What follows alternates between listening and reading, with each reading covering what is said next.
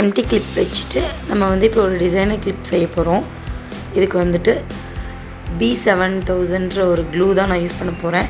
அதை சுற்றி சென்டர்லேருந்து ஸ்டார்ட் பண்ணி நம்ம டிசைன்ஸ் பண்ணிக்கலாம். சென்டரில் அப்ளை பண்ணியிருக்கேன் லைட்டாக. இதை அப்பப்போ க்ளோஸ் பண்ணிக்கணும், ஏன்னா சீக்கிரம் ட்ரை ஆகிடும். ஸோ நான் ஹார்ட் ஷேப்பில் ஒரு ஸ்டோன் வச்சுருக்கேன், ஃபிட்டிங் ஸ்டோன்.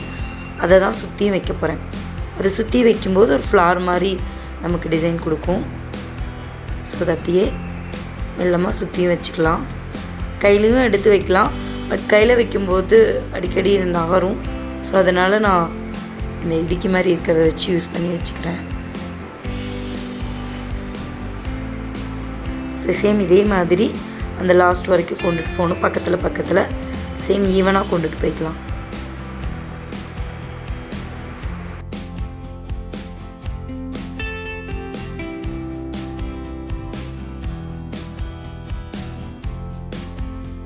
இது ட்ரை ஆக வரைக்கும் வெயிட் பண்ண வேண்டியதில்லை, ஏன்னா இது உடனே ட்ரை ஆகிடும்.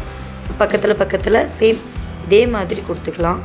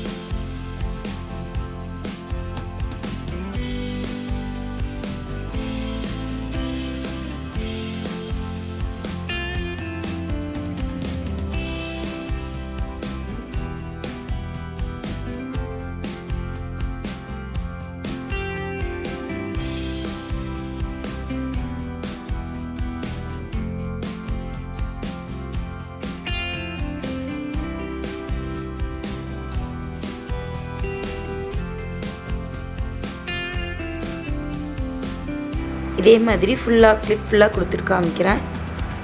ஃபுல்லாக கொடுத்தாச்சு. இப்போ இந்த ஹோல் இருக்கிற இடத்துல வந்துட்டு நம்ம ஸ்டோன் வைக்கிறதுக்கு பதிலாக நம்ம வந்துட்டு ஒயிட் கலர் பேர்ல் வச்சுக்கலாம். ரொம்ப அழகாக இருக்கும் பார்க்குறதுக்கு. சேம் அடுத்த சைடும் சேம் இதே தான்.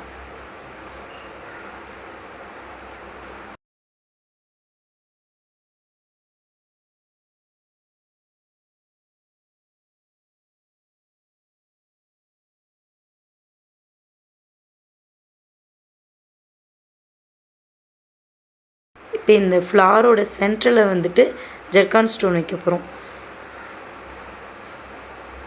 இது ஜுவல் மேக்கிங்க்கு யூஸ் பண்ணுற ஜெர்கான் ஸ்டோன் தான். ஸோ இது வச்சதும் ரொம்ப அழகாக இருக்குது கிளிப் பார்க்குறதுக்கே.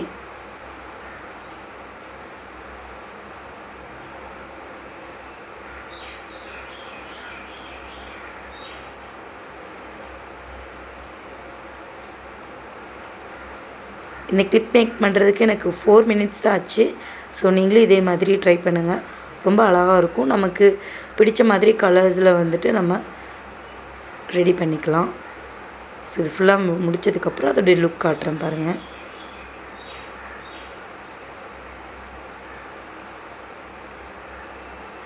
இதுக்கு அதிகமாக எந்த பொருளும் தேவையில்லை.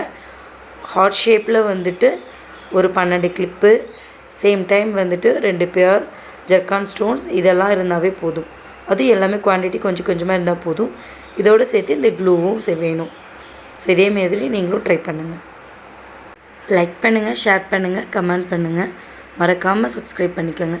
தேங்க்ஸ் ஃபார் வாட்சிங்.